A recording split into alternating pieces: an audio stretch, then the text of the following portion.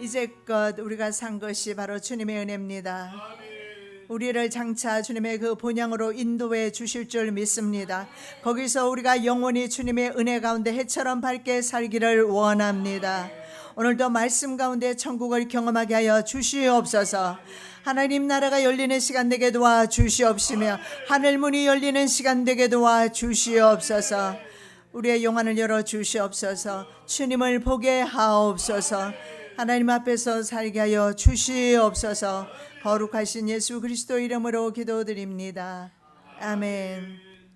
하나님 앞에서의 삶을 살자. 코람데오입니다. 하나님 앞에서의 삶을 우리는 살고 있습니다. 자, 오늘은 11절 말씀부터 이어서 하도록 하겠습니다. 자, 비유에 대한 해설을 하고 있습니다. 여호와의 말씀이 또 내게 임하여 가라사대. 자, 두 번째 여호와의 말씀이 에스겔에게 임하는데 비유를 주셨고 이제 그 비유에 대한 해설을 하고 있습니다. 한번 살펴보겠습니다. 12절입니다. 너는 패역한 족속에게 묻기를 너희가 이 비유를 깨닫지 못하겠느냐 하고 그들에게 고하기를 바벨론 왕이 예루살렘에 이르러 왕과 방백을 사로잡아 바벨론 자기에게로 끌어가고. 우리가 역사를 이렇게 특히 유대 역사를 배우는 이유는 역사는 항상 반복이 된다는 것이며 인류는 이 역사를 통해서 배워야 된다는 것입니다. 역사의 아이러니가 배우지 않는다는 것이지만 그러나 믿음의 성도는 이 역사를 통해서 우리가 또한 교훈을 받습니다. 종말 시대에 살고 있는 우리들에게 이 바로 남유다의 종말은 정말 큰 교훈을 주고 있기 때문에 그렇습니다. 자, 패역한 백성이라고 말씀합니다. 이 패역하다 하는 것은요, 반역하다 동사 마라에서 파생한 명사형입니다. 멜이라고 하는데요. 바로 마라에서 파생한 단어입니다. 바로 이스라엘의 우상 숭배가 하나님께 반역 행위고 이스라엘은 항상 하나님 앞에 반역했다는 사실을 볼 수가 있는데 민수기 15장에 수르 광야를 3일 동안 진행하다가 길을 가다가 계속 물을 찾지를 못합니다. 갈증이 났겠습니다. 그런데 마라에 도착해서 물을 마시려고 마셨는데 보니까 물이 써서 마실 수가 없습니다. 여러분 인생이 그렇게 씁니다. 예, 그것을 우리는 인정하고 언제나 주님의 은혜와 은택을 구해야 될 것입니다. 이런 마라와 같은 그런 곳을 만났을 때는 불평보다는 하나님께 구하는 것이 훨씬 낫습니다. 불평한다고 해서 환경이 나아지는 것은 전혀 없어요. 그런데 사람들이 가장 먼저 하는 것은 일단 불평부터 합니다. 목이 마르면 얼마나 갈증이 나겠습니까? 그 상황 속에서 불평이 나올 수밖에 없고 성질이 나올 수밖에 없어요. 그런데 성질 부리거나 불평하거나 원망하는 대신에 하나님께 간구했더라면 마라와 같은 곳에서 이스라엘이 하나님께 반역하지 않았을 것입니다. 바로 우리가 무엇을 마실까? 무엇을 마셔야 될까? 하면서 모세를 원망하기 시작합니다. 그렇습니다. 우리의 원망은 하나님 나라를 위해서 일하다가 나오는 것은 절대 아닙니다. 언제나 무엇을 먹을까? 무엇을 마실까? 하면서 벽에 부딪히게 됐을 때 원망이 나오게 되어 있습니다. 자, 모세가 하나님의 명령에 의해서 한 나무를 그 물에 던졌습니다. 그랬더니 그 물이 쓰게 되어서 먹지 못하던 물이 단물이 되었습니다. 미네랄 생수가 되었습니다. 하나님은 바로 쓴물도 단물로 바꿀 수가 있으며 쓰디 쓴 인생을 달디 단 인생으로 바꿔줄 수 있는 분이 바로 하나님이시라는 사실을 믿으시기 바랍니다. 그래서 우리는 이런 역사를 반복하지 말라고 성경에 기록해 두셨고 우리가 오늘 배우고 있는 것입니다. 자, 민수기 BC 587년에 바벨론 왕 느부갓네살이 남유다 왕 여호야긴과 그의 모친 그리고 방백들이라고 했습니다. 신복들, 방백들, 내시들 모두를 끌어간 사건을 가리키는 것입니다. 열왕기하 24장에 나와 있습니다. 바로 바벨론 왕이 예루살렘에 이르러 왕과 방백을 사로잡아 간 사건을 말씀하는데 BC 587년에 이 사건이 실제로 일어나게 됩니다. 자, 이때 에스겔 자신도 사로잡혀 갔습니다. 자, 여호야긴은요 즉위한 지 3개월 만에 사로잡혀 갑니다. 그의 나이가 18밖에 되지 않았어요. 그래서 사로잡혀 가게 된 사건을 말씀하고 있는 것입니다. 우리가 이러한 환경을 맞이했을 때 정말 우리는 마라와 같은 환경을 맞이했을 때 주님께 순종했더라면 훨씬 나은 환경으로, 그리고 이미 시대는 하나님께서 심판의 시대가 되었기 때문에, 하나님의 심판의 시대가 되었기 때문에 돌이킬 수는 없습니다. 방법은 바로 바벨론에 항복하는 것이며 하나님이 내게 주신 그 질서에 내가 순종하는 것입니다. 자, 13절입니다. 그 왕족 중에 하나를 택하여 언약을 세우고 그로 맹세케 하고 또 그 땅에 능한 자들을 옮겨간다니. 자, 여호야긴은 이미 사로잡혀 갔습니다. 그렇다면 왕족 중에 한 사람은 누구가 될까요? 바로 삼촌인 시드기야가 됩니다. 그 시드기야를 바벨론 왕이 이스라엘의 왕으로 세우고 맹세를 시킵니다. 느부갓네살 왕은 여호야긴을 사로잡아 가는 대신에 그의 숙부 시드기야를 바로 왕으로, 이스라엘 분봉왕으로 세우고 그에게 충성 맹세, 복종과 충성 서약을 하게 했습니다. 자, 이렇게 된 것은 바로 하나님의 뜻이라는 사실을 인정하는 것이 좋습니다. 모든 삶의 환경 가운데서 우리가 맞닥뜨리게 되는 모든 것은 하나님께서 허락하신 것입니다. 우리가 좀 고집을 좀 부리지 않는다면 말입니다. 옛날의 습관을 버린다면 말입니다. 훨씬 빨리 그 상황 속에서 벗어날 텐데 우리는 두 가지를 하고 있어요. 고집이 세요. 그리고 또 하나는 옛날의 그 삶의 패턴을 계속해서 반복한다는 것입니다. 그런데 벗어난 것 같으나 벗어나지를 못해요. 언제나 그 삶 속에 묶여서 그 삶의 방식을 살아갑니다. 왜 그러느냐? 그게 사실 편하거든요. 제가 어릴 때, 요즘은 아주 그 사람을 치게 되면 아주 막 3천만 원, 5천만 원씩 벌금을 매겨요. 운전하시는 분 조심하시기 바랍니다. 어떤 아이는요, 그 차에 약간 부딪혀서 아무 상하지도 않았답니다. 그런데 자전거가 넘어지면서 넘어진 모양인데 아이가 괜찮다고 해서 보냈는데 나중에 보니까는요 고소를 했습니다. 그 어머니가. 그래서 뭐 3천만 원인가 물어줬답니다. 그런 시대인데 저희 아들이 말이에요. 5학년 때 그 자동차 바퀴가, 우리 아이 운동화를 다행히 내가 큰 걸 사줬어요. 그랬더니 운동화 끝 그 부분을 자동차 바퀴가 지나갔어요. 진짜 아슬아슬하게 지나갔습니다. 발이 완전히 뭉개질 판이었어요. 근데 그때 정말 하나님께서 도와주셨는데 얘가 그때 사고를 났고요. 또 한 번 자전거를 타고 가다가 자동차에 부딪히는 사고가 났는데 그 당시 아이가 멀쩡하다고 해서 내가 병원을 데려가지 않았는데 그때 아이가 사고 나면서 눈에 시신경에 이상이 온 것 같았습니다. 근데 나중에 아이가 성장하면서 보니까 머리가 자꾸 고개가 빼딱하게 오른쪽으로 돌아가요.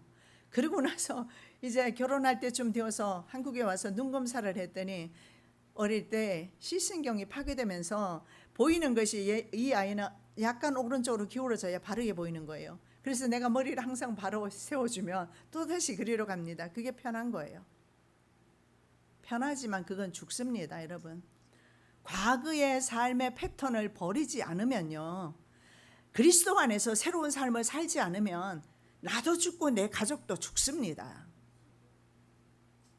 그것이 편하다고 해서 그렇게 살 수는 없지 않습니까? 그래서 우리는 그 아이 수술을 시켜 주었습니다. 그래서 지금 고개가 많이 교정이 되었어요. 아직도 그 좀 습관은 있지만 교정이 많이 됐어요. 시신경이 바로 잡아지니까 고개 오른쪽 하던 것이 오른쪽으로 하지 않고 바로 간단 말이죠. 여러분, 구습이라는 것은 나를 사망으로 끌고 갈 수도 있습니다. 내가 하나님을 알기 전에 행했던 습관들,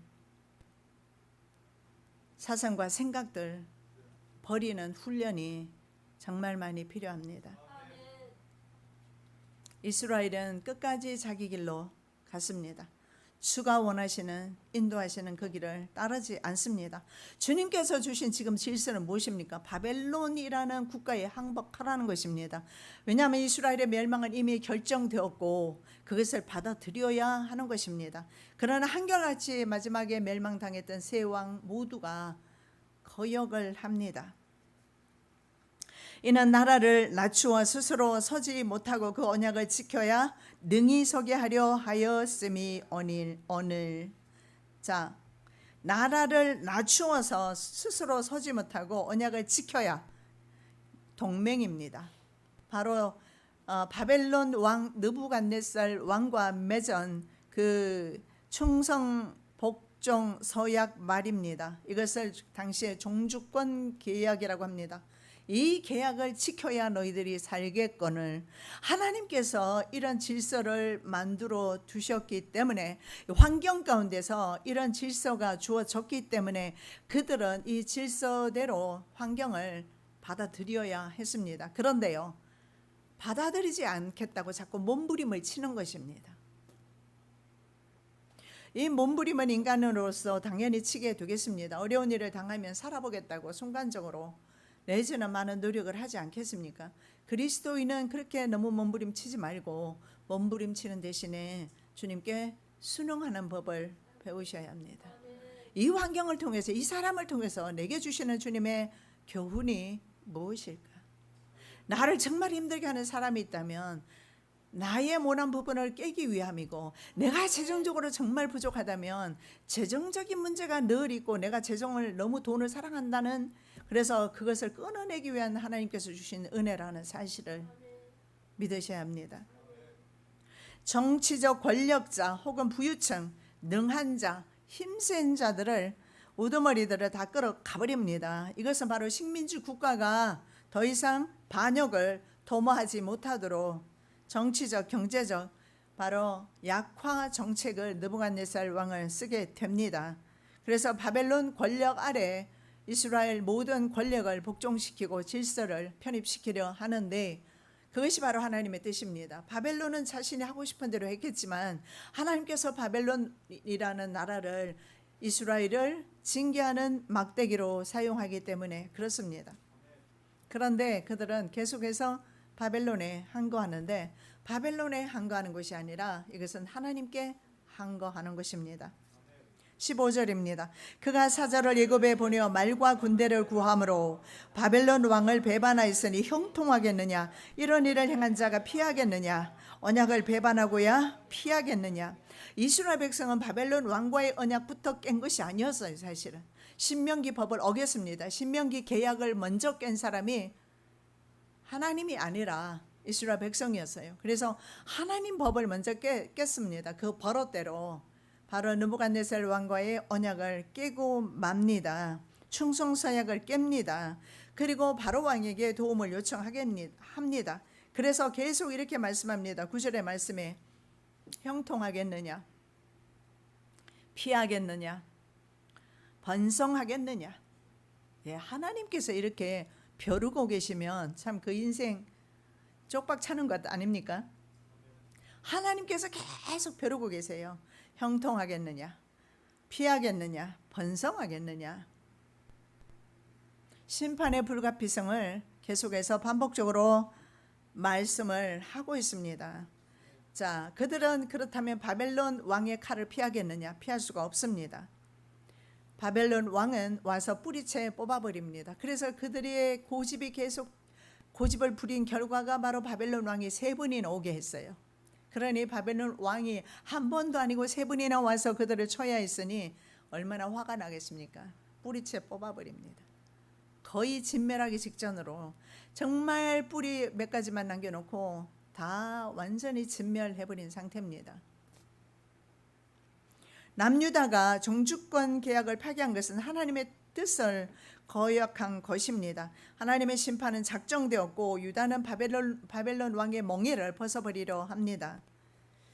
그들은 너희에게 거짓을 예언하여서 너희로 너희 땅에서 멀리 떠나게 하며 또 나로 너희를 몰아내게 하며 너희를 멸하게 하느니라. 오직 그 목으로 바벨론 왕의 멍에를 메고 그를 섬기는 나라는 내가 그들을 그 땅에 머물러서 밭을 갈며 거기 과게 하리라 하셨다 하라 여호와의 말이니라.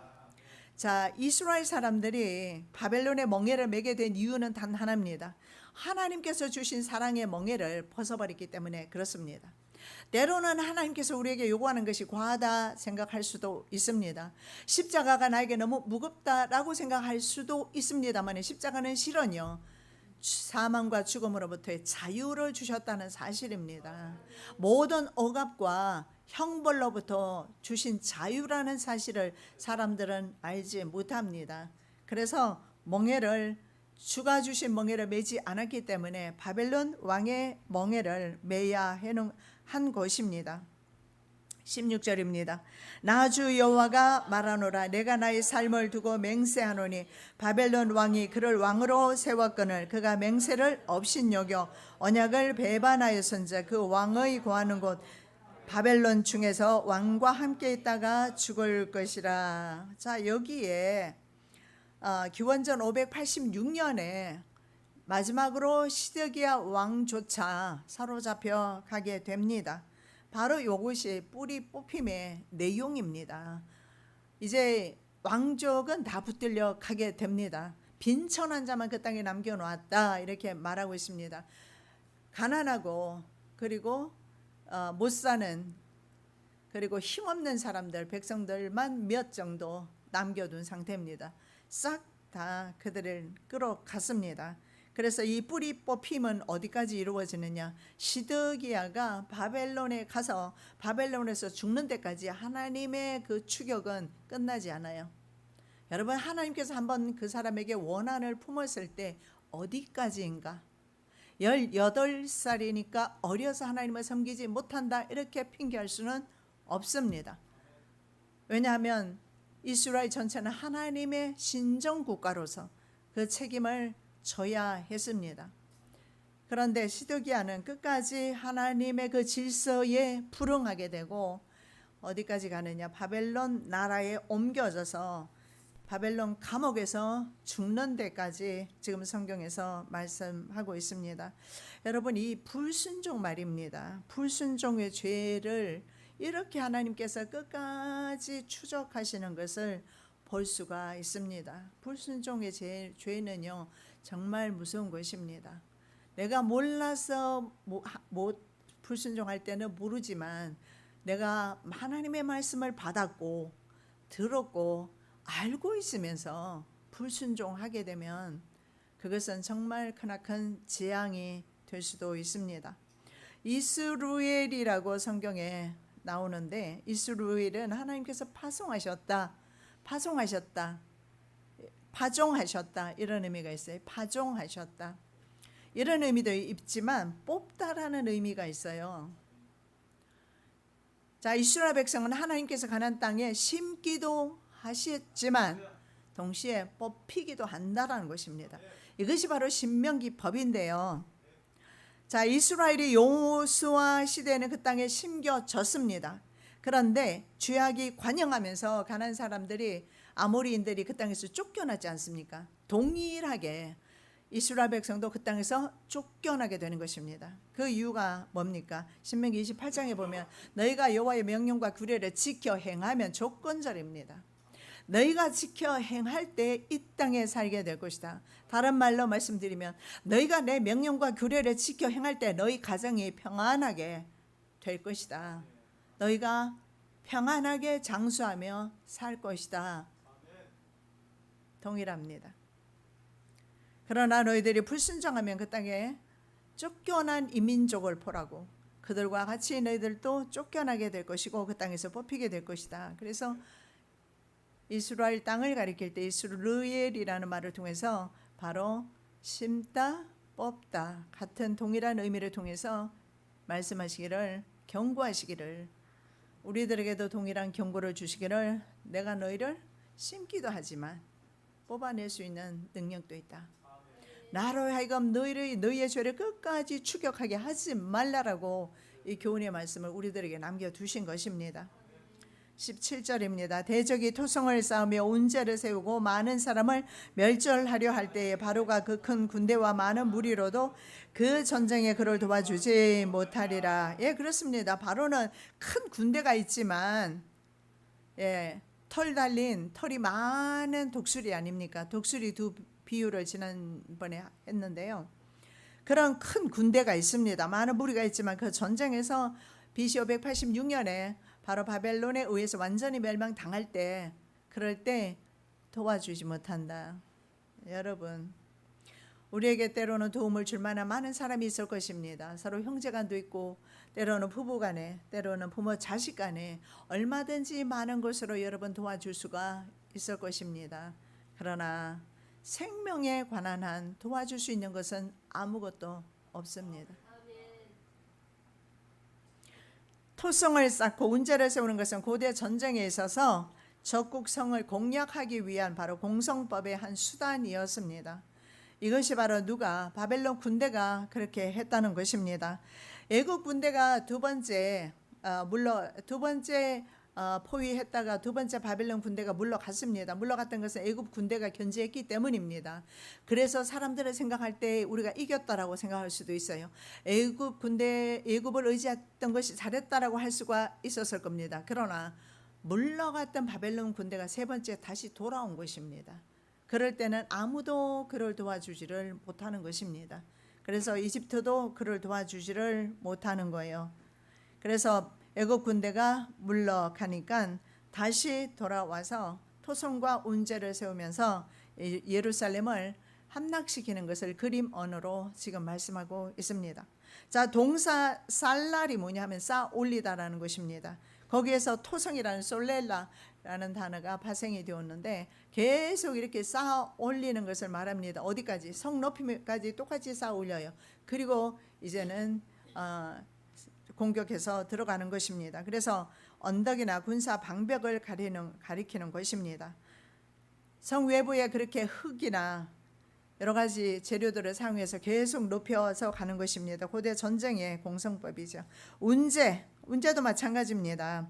적의 성을 정복하기 위해서 놓는, 여러분 이제 사닥다리 같은 거 보셨잖아요. 사닥다리 같은 거 탁 놓고 올라가잖아요. 그럼 위에서 막 불 같은 거 막 그냥 쏟고 물도 쏟고 막 이렇게 하는데 그런 것이 바로 운제입니다. 운제는 사닥다리 이런 보루 같은 거예요. 그런 것을 말하고, 그다음에 토성은 성을 그대로 쌓습니다. 성의 높이만큼. 그리고 공격해서 들어가는 것을 말하는데, 이렇게 실제적으로 일어날 일들을 그림 언어로까지 가르쳐 주면서 좀 깨어서 각성하라고, 좀 깨닫고 생각하라고. 그래서 이스라엘 사람들을, 우리도 그거 많이 사용하잖아요. 새 머리 나쁜 사람을 저는 말 안 했어요.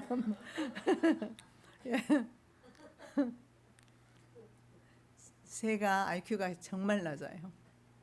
동물 중에서도. 그런데 하나님께서 이스라엘을 비둘기라고 그랬어요. 비둘기 지능은 새들 중에서도 낮더라고요. 저와 여러분은 지능이 낮지 않는 하나님의 자녀입니다. 그가 이미 손을 내어밀어 언약하였거늘 맹세를 없인 여겨 언약을 배반하고 이 모든 일을 행하였으니 피하지 못하리라. 맹세를 없인 여겼다. 애굽의 사절단을 보내서 말과 군대를 요청했습니다. 그래서 바벨론을 배반한 15절에 대한 답변입니다. 그래서 언약했는데 맹세를 없인 여겼다. 언약을 배반했다.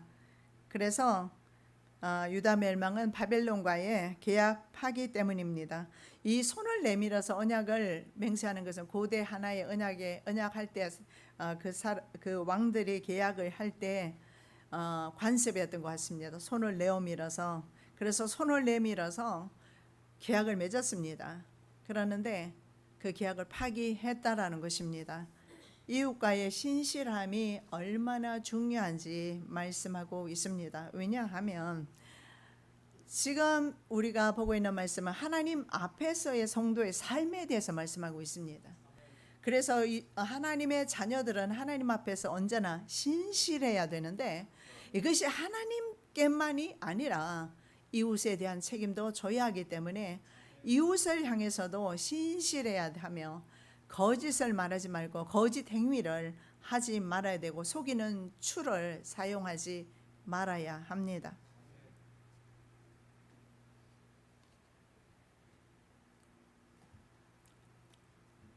그러므로 나 주 여호와가 말하노라. 내가 나의 삶을 두고 맹세하노니 그가 내 맹세를 업신여기고 내 언약을 배반하였은즉 내가 그 죄를 그 머리에. 왜 하나님께서는 이렇게 말씀할까요? 내 맹세, 내 언약을 배반했다. 시드기야가 바벨론 왕 느부갓네살과 맺은 동맹을 파기했는데 하나님과의 언약을 파기한 것으로 간주하고 계십니다. 왜 그러느냐 하면 바로 이 그리스도인의 하나님 앞에서의 삶을 여기서 보여주고 있습니다. 바벨론 왕의 조약은요 하나님의 이름으로 한 것이기 때문에 그렇습니다. 고대 근동 지역에서는 주로 자기 신의 이름을 걸고 맹세하기 때문에 그렇습니다. 그래서 이스라엘 백성은 자기 신 여호와 하나님의 이름으로 맹세하고 정주권 계약을 맺었기 때문에 그렇습니다. 시드기야 왕은 다윗 가문의 왕입니다. 그런데 이교도 군주 바벨론 왕과의 맹세에서 그 약속을 지켜야 했습니다. 로마 가톨릭 교회는 이교도와의 맹세는 지킬 필요가 없다라고 그렇게 가르치는 것으로 압니다만은 성경은 그렇게 말씀하지 않습니다. 지켜야 합니다.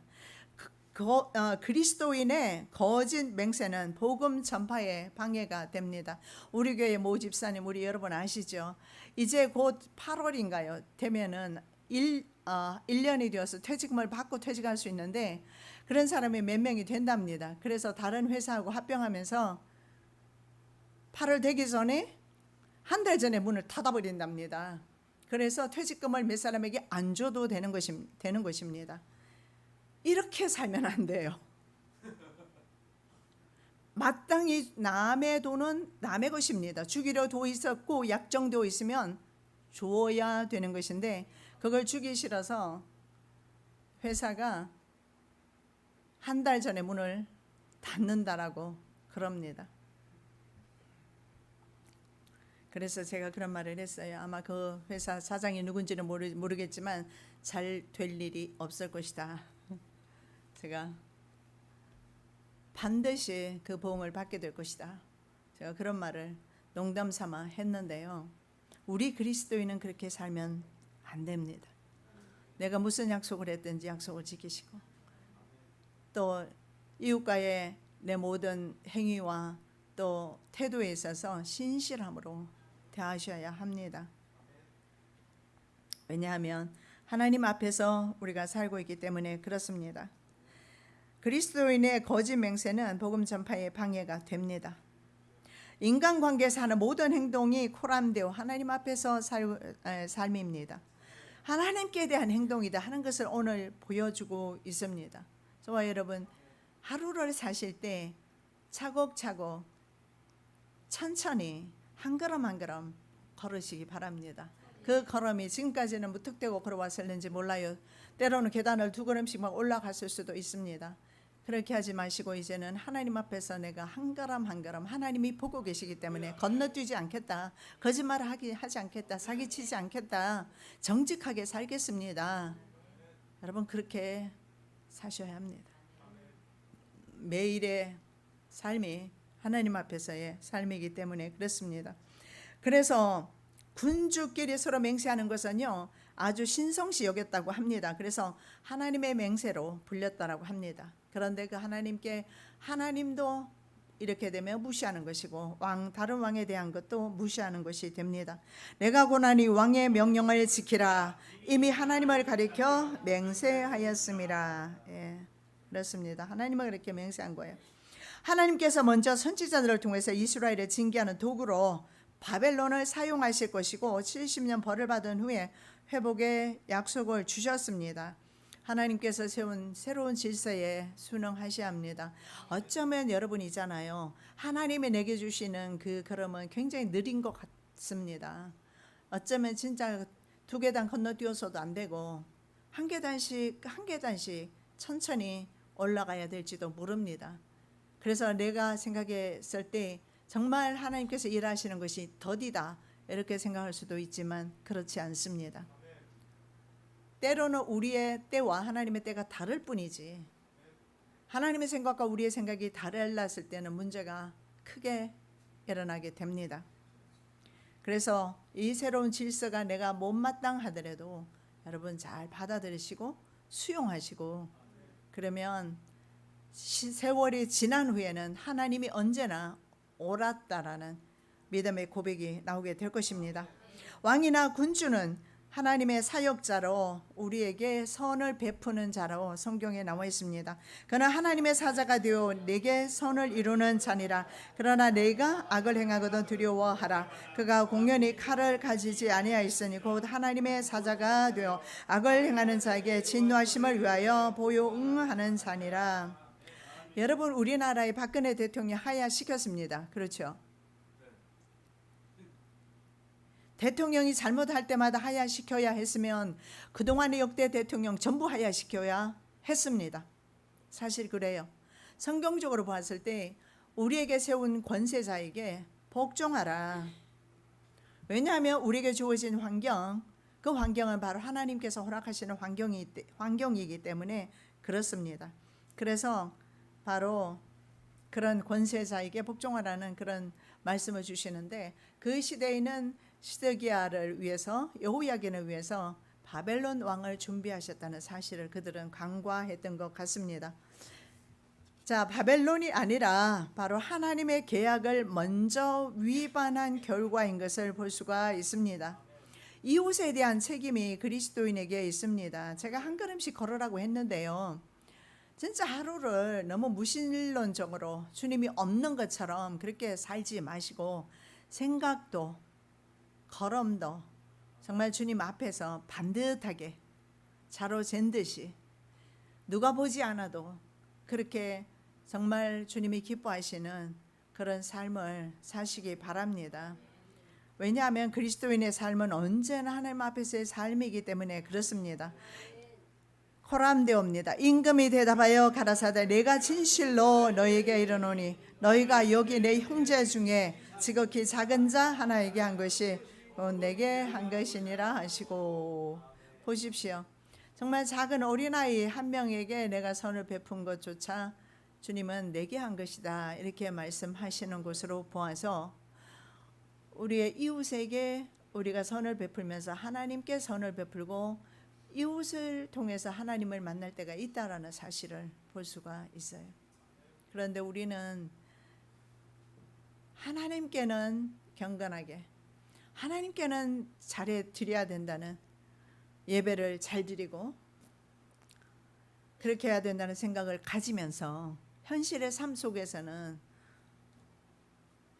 아주 자연스럽게 법을 어기고 교통법규도 어기고 이웃사람과의 책임도 회피해버리고 거짓말은 매일 밥 먹듯이 하고, 그것은 그리스도인의 올바른 삶이 아니다라는 겁니다. 형제에게 어떻게 하는 것인가? 이것은 친형제만을 가리키는 게 아니에요. 바로 다른 사람에게, 이스라엘에게, 유대인들에게 형제 개념은 동족 개념입니다. 동족에게 어떻게 하느냐, 그 사람 매일같이 만나는 사람에게 내가 얼마나 신실하냐, 참되게 대하느냐 보고 계시는 것입니다. 한번 우리 예를 한번 들어보겠는데요, 기브온 사람들이요 여호수아를 찾아온 적이 있습니다. 그런데 기운 신을 신고 낡은 옷을 입고 마르고 곰팡이 난 떡을 준비해서 길갈의 이스라엘 진영에 찾아왔습니다. 우리는 먼 나라에서 왔습니다. 이게 무슨 말일까요?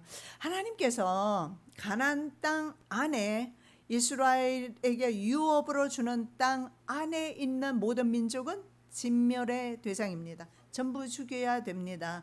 왜냐하면 그들이 섬기는 우상 숭배가 이스라엘로 하여금 하나님을 배도하게 할 것임을 주님은 아셨기 때문에, 그래서 가나안 땅의 안에 살고 있는 사람은 다 죽여야 합니다. 심지어는 어린아이까지 죽이라는, 그것은 바로 죄를 근절하라는 하나님의 명령입니다. 그래서 이 명령을 기브온 사람들은 알았던 것 같습니다. 그래서 이들은 우리는 먼 나라에서 왔습니다. 즉 가나안 땅 밖에서 왔습니다. 이 말이에요. 그러면서 화친을 하자고 합니다. 그런데 왜 그랬을까요? 여호수아가 여호와께 물어봐야 하는데 묻지를 않았어요. 그리고 그들과 계약을 맺습니다. 계약을 맺은 후에 보니까 가나안 7족속 가운데 속한 민족이었어요.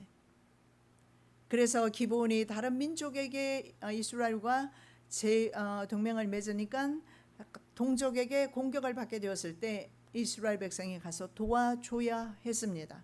왜냐하면 서로 동맹을 했기 때문에, 그리고 그것이 하나님 앞에서 한 맹세이기 때문에 깰 수가 없었습니다. 그래서 그 기브온 사람들이 땔감 나무 패는 사람들로 이스라엘 땅 안에서 함께 살게 되었고, 그들의 신이 이스라엘을 오염시켰어요. 그래서 여러분, 우리 이웃과의 삶이, 이웃과의 충성 맹세가 얼마나 중요한가 알 수가 있습니다. 20절입니다. 내 그물을 그 위에 베풀며 내 올무에 걸리게 하여 끌고 바벨론으로 가서 나를 반역한 그 반역을 거기서 국문할지며. 그물과 올무는 하나님의 심판의 도구 혹은 수단입니다. 국문하다, 이 국문하다 하는 것은요, 법정 용어입니다. 심판하다, 심판장이 심판하는 그런 행위를 가리킵니다. 하나님의 심판 선고에 따라서 시드기야는 두 눈이 뽑히고 죽을 때까지 바벨론 감옥에 갇히게 됩니다. 그렇습니다. 세상 모든 역사는 주님의 손에 있고 인간사 모두 주님의 손에 달려 있습니다. 자, 21절입니다. 그 모든 군대에서 도망한 자들은 다 칼에 엎드러질 것이요 그 남은 자는 사방으로 흩어지리니 나 여호와가 이것을 말한 줄을 너희가 알리라. 이스라엘 백성은 3번에 걸쳐 완전하게 바벨론에 멸망당하는데 칼에 죽은 자들과 도망하는 자들이 있어요. 정말 얼마 되지 않은 숫자의 사람들이 도망하는 합니다. 그래서 이 도망하는 자들은 어디로 가느냐면 이집트로 이제 가게 됩니다. 그리고 그곳으로 가면서 이제 하나님의 말씀이 성취되는 것을 보게 되는 것입니다. 이 성취되는 것을 본 사람이 있어야지 그 사람이 증인이 될 것이 아닙니까? 그런데 이집트로 도망갔지만 이집트까지 하나님의 칼이 찾아가게 됩니다. 왜냐하면 바벨론이 이어서 이집트를 공략하게 됩니다. 그리고 이집트는 바벨론에 40년 종살이하게 됩니다. 그래서 당연히 이집트까지 도망간, 자유를 찾아서 도망갔는데 그곳에서 다시 속박이 이루어지는 사실을 볼 수가 있습니다. 여러분, 이 지구천지에서 주님의 눈을 피할 때는 없습니다. 그냥 고집 부리지 말고 그냥 내려놓으시기 바랍니다. 뭔 고집이 그렇게 셉니까? 그냥 고집 부리지 말고요. 하나님 앞에는 그저 순종하는 것이 상책입니다. 우리 오형제가 있었는데 딸이라고, 나는 외동딸이라고 나는 맞지는 않았어요. 한 번도 때리지 않았는데 두 손 들고 벌은 세웠어요. 우리는 단체 기합을 잘 받아요. 근데 아들들은 때렸어요. 아버지가 엄하게 키우셨거든요. 그런데 아예 잘못했습니다 하는 아들은 잘 안 맞아요. 근데 그 아들들은 성격이 유한 성격이에요. 좀 어머니 성격을 좀 닮았어요. 반대로 말하면 우유부단한 성격이라고 볼 수도 있어요. 근데 아버지 성격을 닮은 동생이 또 하나 있는데 걔는 끝까지 한가합니다. 그리고 매 안 맞겠다고 도망치고 아버지는 쫓아가고 하는 것을 광경을 본 적이 있는데, 고집 부리지 마시고 도망가 봤잡니다. 어차피 저녁 때면 집으로 들어와야 될 것 아닙니까? 예, 우리의 품은 아버지 품밖에 없어요. 주님 품밖에 없습니다, 여러분. 아무리 내가 잘나도 아니면 내가 많은 것을 가지고 있다 할지라도 결국은 우리가 돌아가는 곳은 주님 품입니다. 우리는 어차피 다 죽게 되고 죽었을 때 돌아가는 것은 주님 품입니다. 지옥이 아니지 않습니까? 그런데 지옥 백성들이 할 짓을 하는 짓거리를 우리가 할 필요는 없습니다. 지옥 백성들이 하는 것은 불순종입니다. 하나님을 거역하고 하나님을 반역하는 것입니다. 우리는 굳이 하나님을 반역하고 불순종할 이유가 없는 것 같습니다. 순종의 종들 되시기 바랍니다. 너희의 두려워하는 칼이 애굽 땅으로 따라가서 너희에게 미칠 것이요 너희의 두려워하는 기근이 애굽으로 급히 따라가서 너희에게 임하리니 너희가 거기서 죽을 것이라.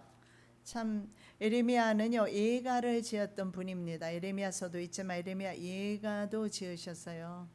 그래서 그를 눈물의 선지자라고 합니다. 우리가 왜 이렇게 눈물의 역사를 배워야 할까요? 우리가 너무 우리는요 인간의 욕심이 세고 우리는 불순종의 아들들 가운데서 태어났기 때문에 자꾸 불순종하기 때문에 이런 슬픈 역사를 우리가 배우고 있는 것입니다. 부디 한 주간 주님 말씀에 순종하시고 교회에 순종하시고 날마다 기도하시고 주님과 함께하는 시간 보내시기를 예수님의 이름으로 부탁드립니다. 살아서 역사하시는 주님 감사합니다. 이스라엘의 슬픈 역사를 오늘도 우리는 상고하면서 참 우리 인간은 고집이 세고 언제나 주님의 뜻과는 반대로 간다는 사실을 보게 됩니다. 우리는 이 역사를 반복하지 않겠습니다. 주님 안으로 들어가겠습니다. 주님 품에 안기기를 원하며 주님 사랑 안에 머물기를 원하며 주님이 가라시면 가고 머물라면 머물기를 원합니다. 한 주간 살아갈 때 오직 주님의 뜻이 이루어지며 주의 말씀대로 순종하는 시간들이 되게 하여 주시옵소서. 거룩하신 예수 그리스도 이름으로 기도드립니다. 아멘.